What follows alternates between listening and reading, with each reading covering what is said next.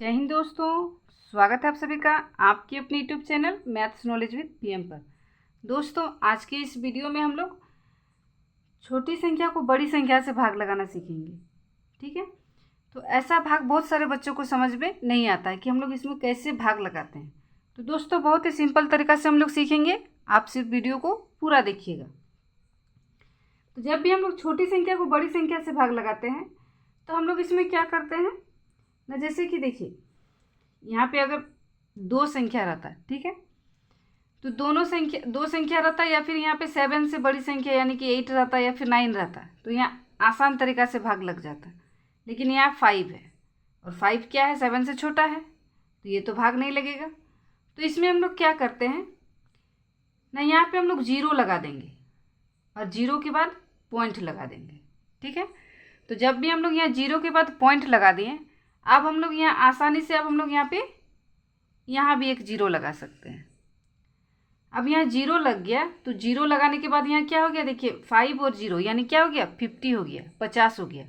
तो 50 देखिए अब यहाँ 7 से बड़ा संख्या हो गया, तो अब हम लोग इसको आसानी से भाग लगा सकते हैं। बड़ा संख्या को अब छोटी संख्या से आसानी से भाग लगा सकते हैं। तो चलिए हम लोग इसको भाग लगाते हैं।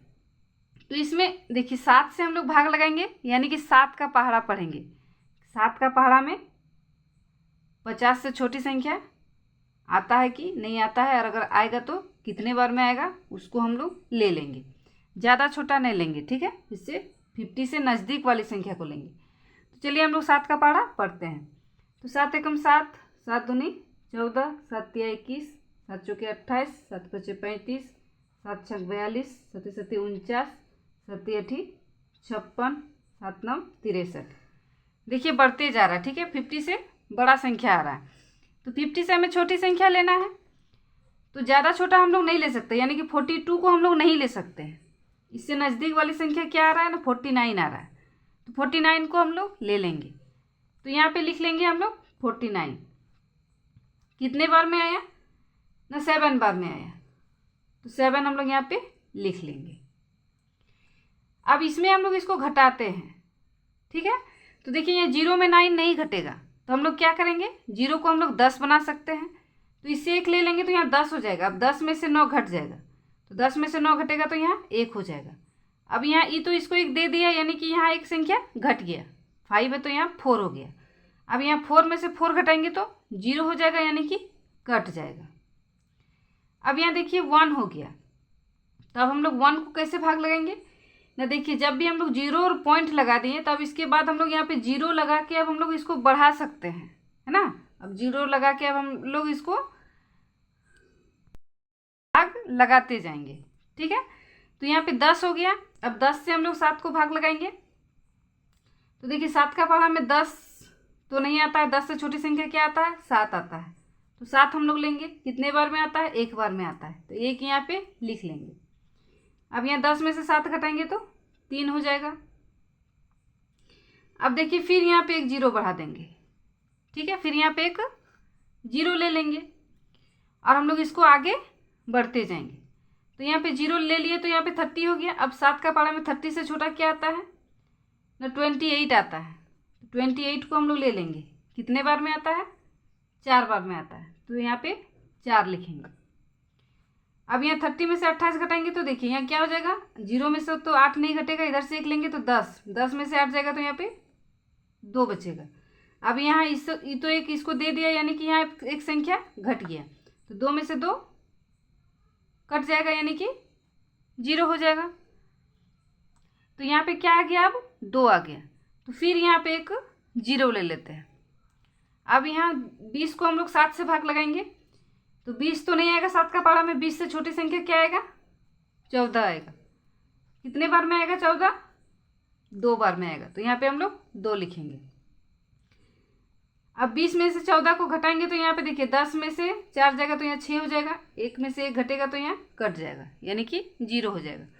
तो इसी तरह अब ये भाग मेरा बढ़ते जाएगा। तो पॉइंट के बाद हम लोग 3 संख्या को लिखते हैं।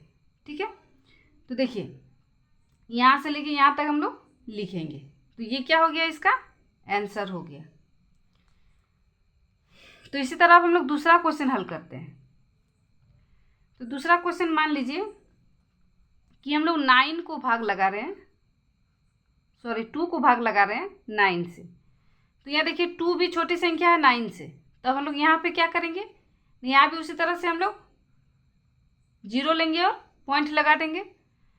तो यहाँ 0 और पॉइंट लगा, यानी कि यहाँ भी हम लोग 0 लगा सकते हैं। तो अब 9 का पारा हम लोग पढ़ेंगे।